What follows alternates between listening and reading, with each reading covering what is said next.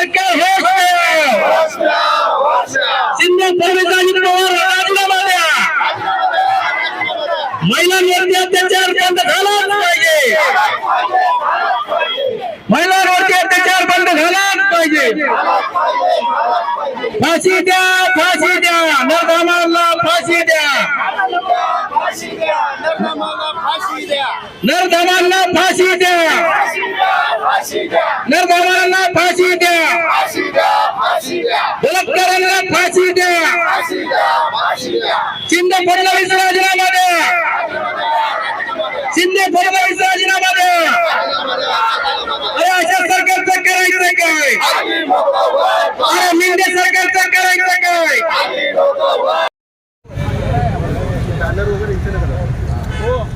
कुलवाडी कुलभूषण छत्रपती शिवाजी महाराज की जय. छत्रपती शिवाजी महाराज की जय. छत्रपती शिवाजी महाराज की जय. भारतीय घटनेचे शिल्पकार परमपूज्य डॉक्टर बाबासाहेब आंबेडकरांचा डॉक्टर बाबासाहेब आंबेडकरांचा डॉक्टर बाबासाहेब आंबेडकरांचा.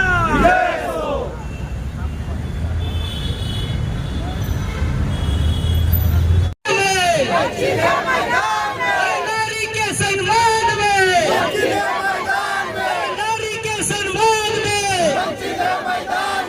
नारी के सम्मान में, या सरकारचं करायचं काय? शिंदेचं करायचं काय? फडणवीसचं करायचं काय? अजित पवारचं करायचं काय? अरे चिंट्या पिंट्या हाय हाय, अरे ठाण्याचं चिंट्या मुर्दाबाद, नागपूरचं पिंट्या मुर्दाबाद, अरे चिंट्या पिंट्या मुर्दाबाद.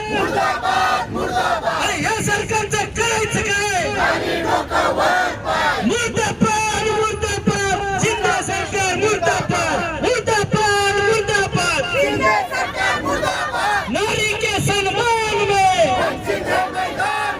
नारी के सम्मान में, हर जुल्म के टक्कर में संघर्ष हमारा नारा है.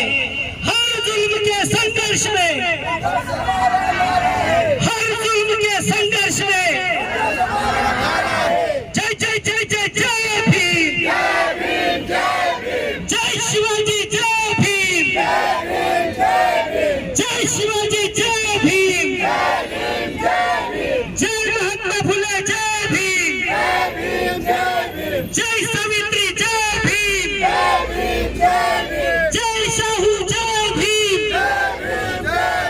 जय अण्णाभाऊ जय भीम, अरे जय बिरसा जय भीम, जय फातिमा जय भीम, जय जय जय जय जय भीम. वंचित बहुजन आघाडीचा वंचित बहुजन आघाडीचा श्रद्धेय बाळासाहेब आंबेडकर संघर्ष करो. श्रद्धेय बाळासाहेब आंबेडकर संघर्ष करो. वंचित आंबेडकर यांच्या आदेशानंतर मुंबईमध्ये चेंबूर आणि अणुशक्ती नगर तालुक्याच्या वतीने आम्ही छत्रपती शिवाजी महाराज चौक पांजरापोळ या ठिकाणी महिला अत्याचाराच्या विरोधात निदर्शने करत आहोत. आपण मीडियाच्या माध्यमातून सातत्याने जनतेपर्यंत पोहोचत आहात की ठाण्यामध्ये जो काही निंदनीय प्रकार घडला बदलापूरमध्ये ठाणे जिल्ह्यामध्ये, त्याच्यानंतर अनेक घटना बाहेर आल्या. नागपूरची घटना असेल, अकोल्याची घटना असेल, पुण्याची घटना असेल, चांदिवलीची घटना असेल, अनेक घटना सातत्याने बाहेर येत आहेत की लहान मुलींवर शाळेमध्ये किंवा इतरत्र गर्दीच्या ठिकाणी कोणत्या पद्धतीने अत्याचार करतायत. आणि हे अत्याचार आता उघडकीस यायला लागले. असे किती अत्याचार असे असतील की जे जाणीवपूर्वक दाबण्याचा प्रयत्न होत असेल प्रशासकीय माध्यमातून किंवा कोणाच्या तरी दबावाखाली हे आंदोलन किंवा ह्या ज्या केसेस आहेत ह्या दाबल्या जातात. आणि असे सगळे होत असताना की ज्यावेळेस कारवाईची वेळ येते त्यावेळेस दिरंगाई होते. त्या कारवाईमध्ये ही दिरंगाई कशासाठी होते?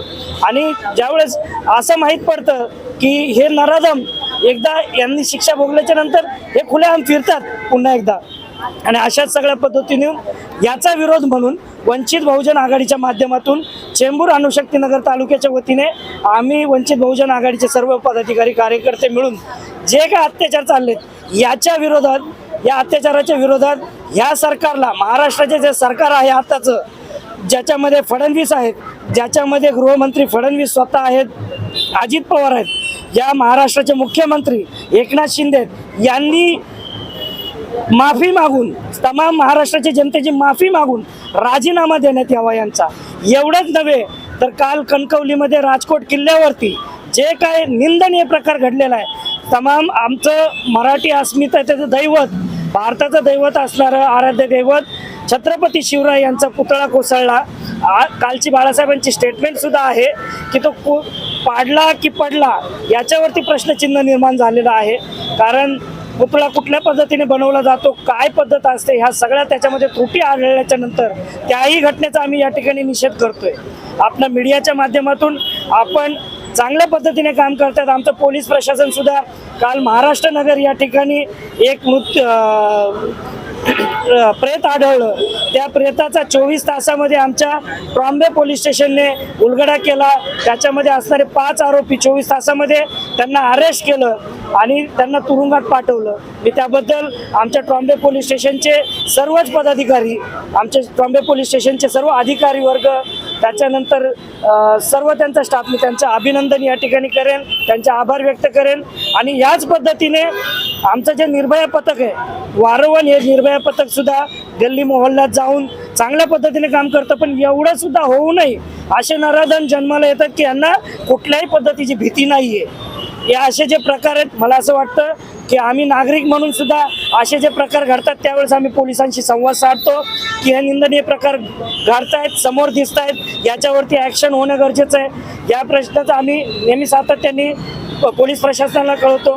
पण हे जे आजचे जे कालचे जे प्रकार घडलेले आहेत याच्यावरती महाराष्ट्र प्रशासनाने ठोस भूमिका घेऊन याच्यावरती कडक कारवाई, कडक निर्बंध लावणं गरजेचं आहे. आणि एकच प्रकार या आठवड्यामध्ये नाही झाला, तर एका आठवड्यामध्ये सातत्याने 7 दिवसामध्ये 7 प्रकरण उघडकीस आले. महाराष्ट्र सरकारने तमाम महाराष्ट्राच्या जनतेची माफी मागून आपण या गादीवरून पाय उतार व्हावं, अन्यथा हे आंदोलन कायमस्वरूपी असं चालत राहील. आज हे आंदोलन फक्त घोषणामध्ये, उद्या आंदोलन उग्र होण्याची शक्यता आहे.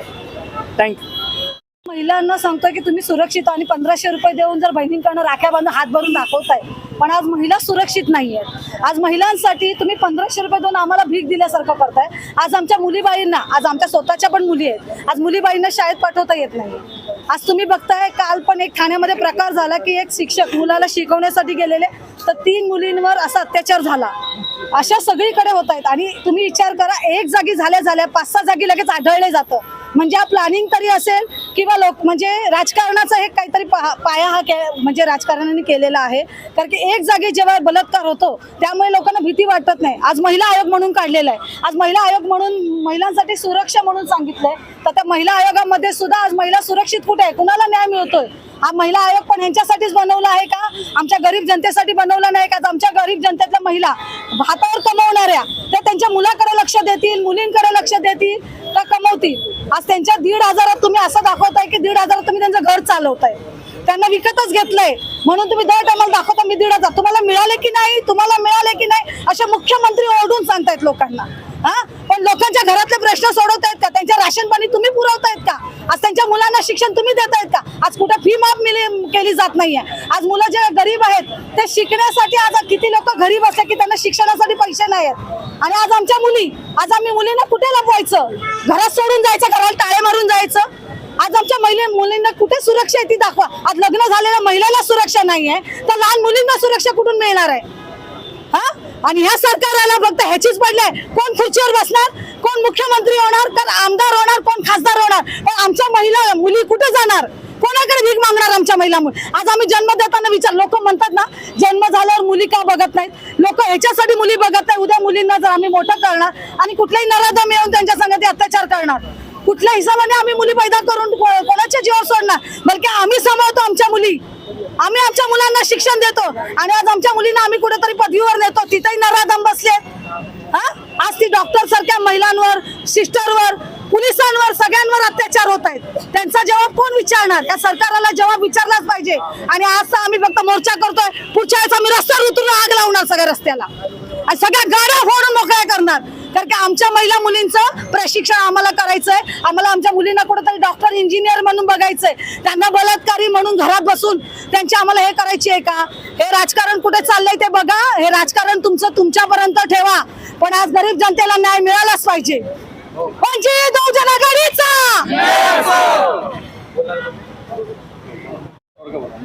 काय सांगणार आहे तुम्ही या मोर्चामध्ये आलाय? काय मोर्चामध्ये येण्याचं कारण हेच आहे की ज्या आता महिलांवर अत्याचार होत आहेत, आज मुली सुरक्षा नाहीत. आम्हालाही मुली आहेत, असं नाही की मुली नाही. मुली शाळेत पाठवायच्या नाही हा पहिला प्रश्न येतो आमच्यासमोर, की शाळेत गेल्याच्या नंतर मुली खरोखर सुरक्षित आहेत का?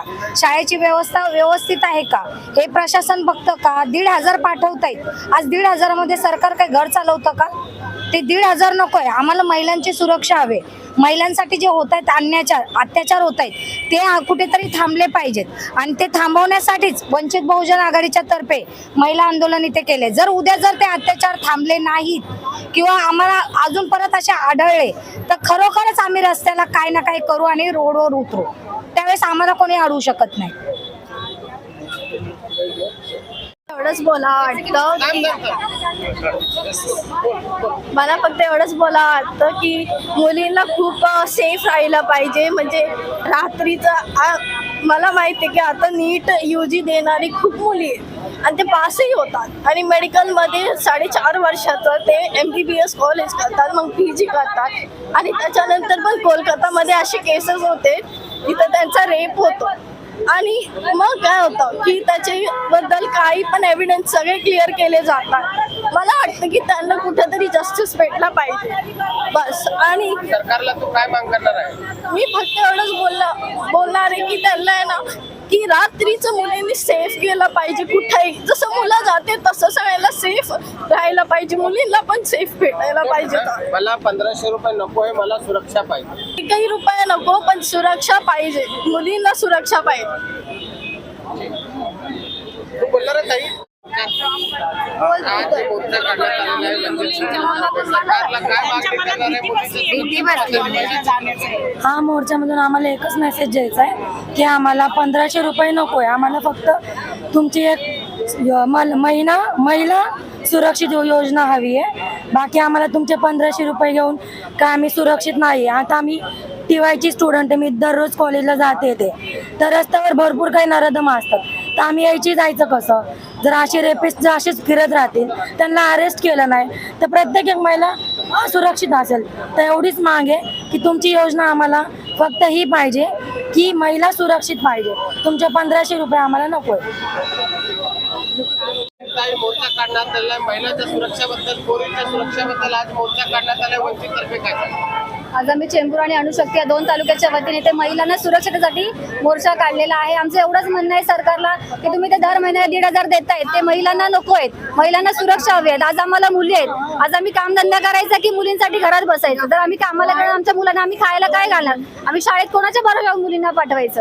जर असं झालं तर लोक मुली जन्माला घालणारच नाहीयेत. आता कितीतरी प्रकरण झालेत, कितीतरी बलात्कार होत आहेत. कंटिन्यू 8-8 दिवसांनी काय काय ऐकायचं. जर सरकार जर ऍक्शन घेत नाहीये म्हणून हे घडतंय. सरकारने एकाला जरी फाशी दिली तर पुन्हा हे होणार नाही. एकाला फाशी दिली तर दुसरा हे करण्याची हिंमत करणार नाही. एकाला तरी चौकात उभं करा आणि जाळा. सरकारला जर हे जमत नसेल ना तर आम्हाला सांगा, आम्हाला जे करायचं ते आम्ही करू शकतो. आज आम्ही रस्त्यावर उतरलोय. जर ही घटना पुन्हा घडली तर सरकारला आग लावल्याशिवाय आम्ही राहणार नाही. ज्यांना जमत नसेल शासन चालवायला तर तुम्ही तुमच्या खुर्च्या खाली करा, दुसरं कोणीतरी सरकार चालवेल. पण ह्याच्यानंतर जर पुन्हा घडला तर आम्ही शांत बसणार नाही. आज फक्त रस्त्यावर उतरलोय, पुन्हा सरकारला जाळल्याशिवाय गप्पा बसणार नाही. पण मला बोलायचं पण सरकार वाट कोणाची बघतीये हेच कळत नाहीये. आज आमच्या मुलींवरती अत्याचार होतोय आणि तुम्ही एव्हिडन्स जमा करताय तर मग त्याचा अर्थ कळत नाहीये आम्हाला. तुम्हाला जर त्यांना सजा द्यायची नसेल तर आमच्या हवाली करा. आम्हाला जे करायचं ते आम्ही करू. कारण की आज आमच्या मुली शाळेत जायला, कॉलेजला जायला आम्हाला बोलतात मम्मी तुम्ही सोडायला चला, डॅडी तुम्ही सोडायला. आम्ही कामधंदे सोडणार की आमच्या मुलींना सोडायला जाणार? मग आम्हाला काय आहे त्याच्याबद्दल? आम्हाला पण पाहिजे ना काहीतरी. अरे आज तुम्ही कसली वाट बघताय की अजून कोणाचा तरी रेप होणार त्याची वाट बघताय तुम्ही? त्याच्यानंतर आम्हाला न्याय देणार का? आमच्या मुलांना हे प्रोटेक्शन देणार का तुम्ही? प्रत्येक वेळेस पोलीस स्टेशन 24 तास आमच्या संग पोलीस नसणार ना. पोलीस प्रोटेक्शन आमच्या संग 24 तास नाहीये. आज ह्या मुली संगे जा, उद्या त्या मुली संगे जा. एक सोबत जेव्हा मुली जातात हिला नेला की दुसरीला पण भीती आहे ना आमच्या मनामध्ये. मग आम्ही करायचं काय ते सांगा. थँक्यू.